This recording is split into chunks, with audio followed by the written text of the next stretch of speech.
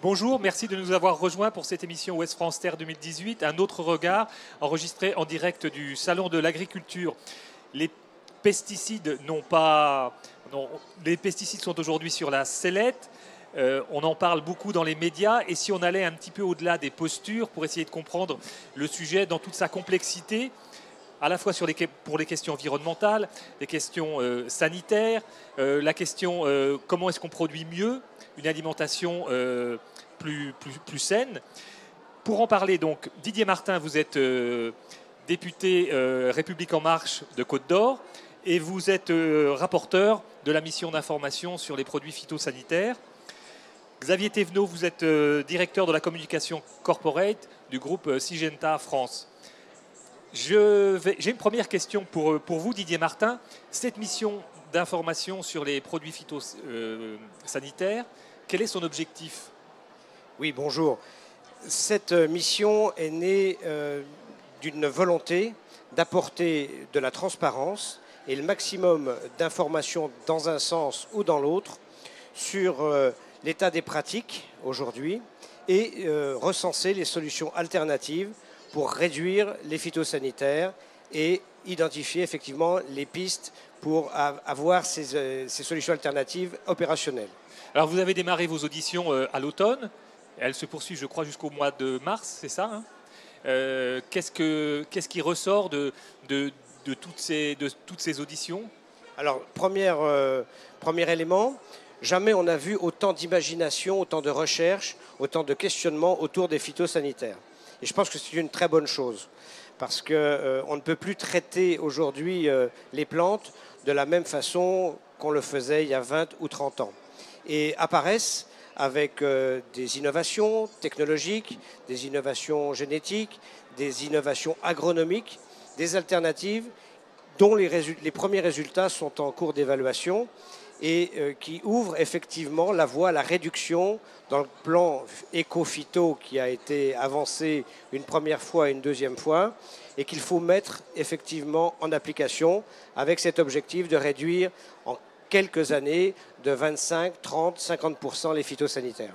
Alors, vous êtes médecin de formation. Est-ce que, effectivement, il est légitime d'avoir des interrogations aujourd'hui sur les effets des pesticides sur la santé?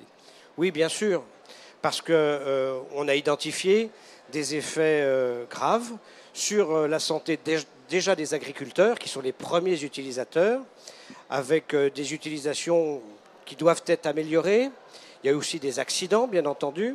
Et puis surtout, on voit que l'opinion est préoccupée, se pose des questions sur la biodiversité, avec les abeilles, sur sa propre santé, la santé humaine, puisqu'il y a des produits qui peuvent avoir des effets nocifs, peut-être même cancérigènes sur la santé humaine, et puis la santé de l'environnement et de la planète en général. Xavier Thévenot, donc vous travaillez pour le groupe Syngenta, qui est à la fois un fabricant de produits phytosanitaires, vous êtes aussi un semencier. Comment est-ce que vous observez toutes ces nouvelles attentes aussi aujourd'hui autour des produits phytosanitaires, ces craintes, et comment est-ce que vous travaillez pour développer des solutions alternatives? Bien, bonjour à tous et à toutes. Effectivement, nous sommes impliqués sur plusieurs domaines de l'agriculture et de l'innovation, donc les semences, les produits phytosanitaires conventionnels, le biocontrôle et aussi toutes les nouvelles technologies qui permettent aux agriculteurs de mieux mettre en pratique les différents outils qu'ils ont pour contrôler les parasites. Parce qu'en fait, on l'oublie souvent, mais l'agriculteur, il a un souci de protéger sa culture, de protéger son revenu contre de nombreux parasites qui viennent diminuer son rendement ou handicaper la qualité de ses récoltes, voire de ses sols, quand on parle des mauvaises herbes par exemple. Donc les produits phytosanitaires, c'est un outil pour lui pour améliorer son revenu et produire des récoltes de bonne qualité. Sur la partie santé, ce que je voudrais que les gens aient bien en tête, c'est qu'on a en France un des systèmes alimentaires de production agricole et de fourniture d'aliments les plus sains, les plus régulés et les plus efficaces du monde. et ce n'est pas nous qui le disons, c'est les agences européennes et l'ANSES qui a encore rappelé il y a quelques jours qu'on pouvait tout à fait manger des fruits et légumes et tous les produits produits par les agriculteurs français en toute sécurité. À condition de les laver quand même. Hein. Non, non, il est préconisé de les laver. L'ANSES n'a pas directement préconisé de les laver, ce qui n'est pas forcément très très efficace, mais même s'il y a des résidus de produits phytosanitaires dans les récoltes, ces résidus, du fait des autorités sanitaires et de contrôle, sont à des niveaux tellement faibles et avec des marges de risque tellement élevées qu'il n'y a pas de risque pour la santé humaine. Quand on parle de la santé des agriculteurs, on a aussi tout un dispositif de suivi qui s'appelle la cohorte Agrican, qui permet de mesurer l'impact des produits phytosanitaires entre la population agricole et la population non agricole. Qu'est-ce qu'on voit? C'est que la population agricole, elle a en moyenne 2 ans d'espérance de plus de vie que la population non agricole. Ça veut dire que, et sans prévalence de cancer particulier, à part celui dû au soleil, ce qu'on comprendra aisément puisque les agriculteurs sont très souvent dehors. Donc on voit que les soucis de santé des agriculteurs ou des consommateurs sont quelquefois un peu exagérés par un certain nombre de leaders d'opinion ou de faiseurs d'opinion pour des visions qui leur appartiennent.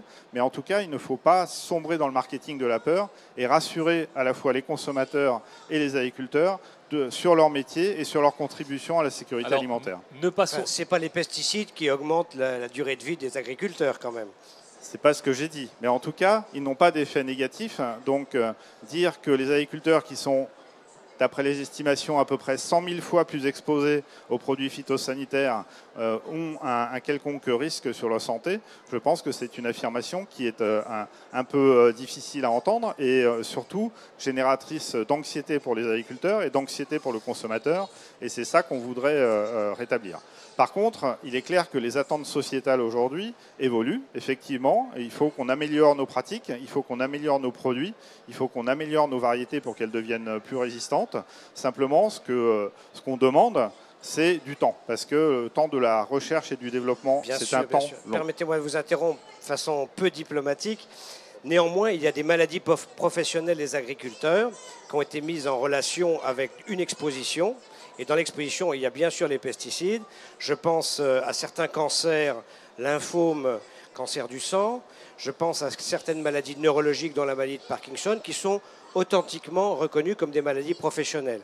Et je pense que les mesures de protection des travailleurs agricoles, des salariés et des indépendants sont tout à fait indispensables parce que ces produits phytosanitaires ont malgré tout un caractère agressif et peut-être dangereux.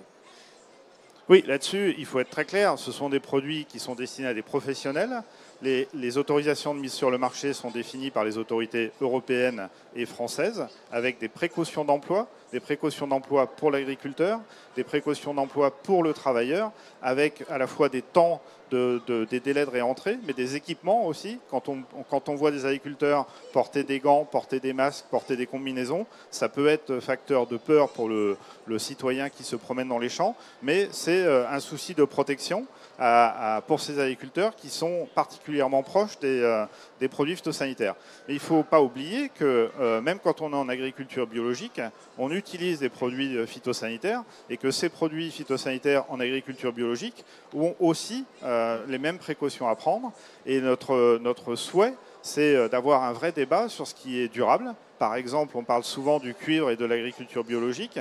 Est-ce que c'est durable comme pratique par rapport à des produits qui sont issus des laboratoires de recherche, qui sont approuvés par les agences réglementaires et qui présentent beaucoup moins de risques pour l'homme, pour la santé et pour l'environnement qu'un certain nombre de produits dits naturels et qui, malgré tout, ont un certain nombre d'effets néfastes. Donc le bio n'est pas forcément un meilleur rapport environnement-sécurité que le non-bio. C'est ça le débat qu'on souhaite avoir clairement avec la société civile. Alors Phil Hogan, le commissaire européen à l'agriculture, était sur ce salon samedi et il disait effectivement qu'il fallait travailler, réfléchir sur les conséquences à moyen et long terme d'utilisation de produits effectivement comme le cuivre. à la fois pour la santé des sols et aussi pour le consommateur. Et il disait, là je me heurte effectivement à un barrage, à un tir de barrage, avec des producteurs qui nous disent, mais qu'est-ce qu'on fera demain si on n'a plus ces produits-là? Oui, et attention, parce qu'il y a des effets cocktails. Quand on associe différentes molécules, on ne sait pas du tout quel sera l'impact sur la santé.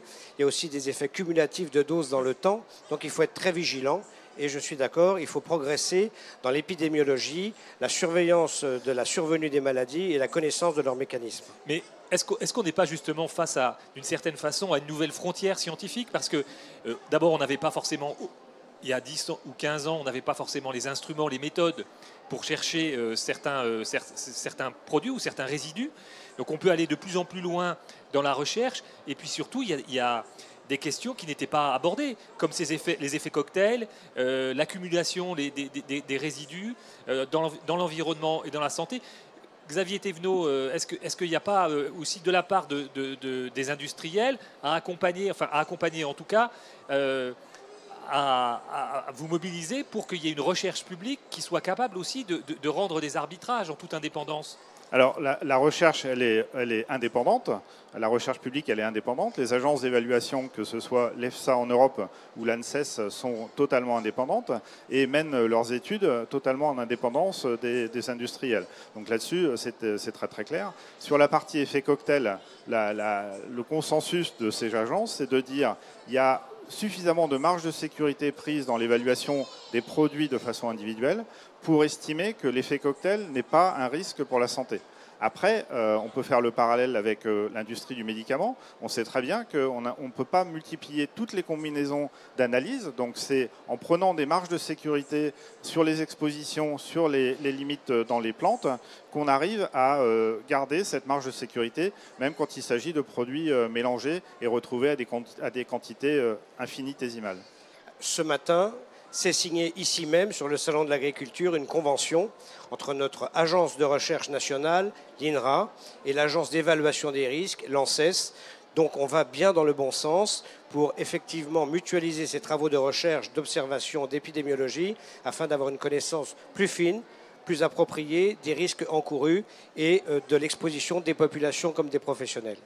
Et le salon a aussi vu naître le plan de meilleure utilisation des produits phytosanitaires véhiculé par la FNSEA, auquel l'UIPP pour les produits phytosanitaires, l'IBMA pour le biocontrôle, les semenciers, mais aussi les matériels agricoles ont collaboré pour évaluer les pistes possibles pour améliorer les pratiques, parce qu'on parle souvent des produits, mais il faut aussi améliorer les pratiques, donner aux agriculteurs la possibilité d'utiliser par exemple des drones pour aller faire des traitements par tâche, ce qui aujourd'hui n'est pas possible, d'utiliser mieux les techniques modernes comme les robots, etc. Vous savez qu'aujourd'hui, laisser un robot dans un champ, c'est même pas forcément possible parce qu'il faut qu'il y ait tout le temps quelqu'un qui le supervise. Donc il y a un certain nombre de blocages pour mettre en œuvre des nouvelles technologies qui ne sont pas encore tout à fait levés, mais les agriculteurs les attendent avec impatience. Sachant que je crois que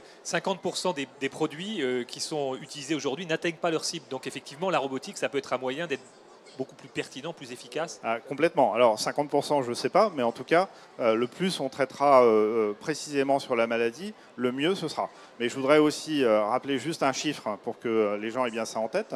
Depuis 15 ans, les agriculteurs ont réussi à diviser par 2 les quantités de produits phytosanitaires utilisés en France. Et la France est seulement, si j'ose dire, le 9e pays européen en termes d'utilisation de matières actives par hectare. Alors on dit souvent c'est le premier consommateur européen, oui, parce que c'est aussi le premier pays agricole en Europe, donc ça c'est important. Je pense aussi qu'il faut reconnaître aux agriculteurs qu'ils sont la solution, à des problèmes de sécurité alimentaire, mais aussi la solution à des problèmes environnementaux comme le stockage du carbone. Stéphane Le Foll avait lancé le plan 4 pour 1000 qui veut dire, pour être très concret, que si on augmente de 4 pour 1000 la quantité de matière organique dans les sols, on arrive à résoudre le problème des émissions de CO2 de la France entière, toute industrie confondue, toute activité confondue. Donc ça, c'est vraiment un plan sur lequel les agriculteurs peuvent apporter une solution et une vision positive pour la société. Didier Martin. Effectivement, un contrat de solution est proposé aujourd'hui par le principal syndicat agricole, la FNSEA. Les filières ont également mis en place leur plan de filière, que ce soit la viande, que ce soit le lait, que ce soit les céréales, que ce soit les fruits et légumes. Donc on rentre dans une pratique vertueuse où la qualité, le rapport prix-qualité est pris en compte afin de défendre effectivement les revenus des producteurs, mais en même temps, la suite de la filière de transformation et de consommation est mobilisée autour de questions comme le marquage, l'étiquetage des produits, parce que l'information de nos consommateurs est tout à fait essentielle si on veut aussi faire évoluer un marché segmenté par type de produit. Merci. Xavier Thévenot, et ce sera la dernière question. Est-ce que le biocontrôle, c'est une alternative effectivement intéressante pour prendre le relais de la chimie ? Alors, tout à fait, c'est une alternative sur laquelle on travaille, tous les industriels travaillent depuis très longtemps, parce que les industriels du siècle vert représentent à peu près 50% des produits utilisés en agriculture biologique, dont le biocontrôle. Aujourd'hui, on estime que ça représente à peu près 6 à 8% du marché. On pense que ça peut aller jusqu'à 15-20%. Dans les connaissances actuelles. Donc nous, on souhaite qu'avec le crédit impôt recherche, avec les instituts de recherche publique, le biocontrôle soit favorisé, soit encouragé. Les points bloquants, c'est souvent les grandes cultures et souvent les herbicides, pour lesquels on n'a pas encore beaucoup de solutions utilisables en biocontrôle, mais tous les industriels y travaillent, la recherche publique y travaille, et on espère que demain, cette part pourra encore grandir. Mais le message, c'est laisser du temps entre les variétés, les produits de biocontrôle, l'amélioration des pratiques pour faire cette transition vers une meilleure acceptabilité sociale. Didier Martin, vous voulez juste dire un mot de petit conclusion ? complément, oui, je pense que les pistes commencent à être bien identifiées. Par rapport aux herbicides, la mécanisation doit être envisagée avec une précision de traitement. Je crois que dans la recherche antifongique, là encore, la recherche des espèces végétales et la sélection végétale a des grands progrès à nous apporter. Et puis pour les insecticides, toute la place du biocontrôle. C'est vrai que les producteurs, les chimistes aujourd'hui investissent beaucoup dans ces techniques de biocontrôle et ils ont raison. Ils suivent aussi en quelque sorte les enseignements de la nature. N'oublions pas que c'est elle qui nous a donné les principales leçons dans la sélection naturelle des plantes, dans la sélection aussi de la microfaune, que ce soit les microbes du sol, de l'humus, que ce soit les micro-organismes. Donc essayons d'apprendre davantage du vivant pour transposer ensuite dans notre agriculture. Didier Martin, merci. Xavier Thévenot, merci.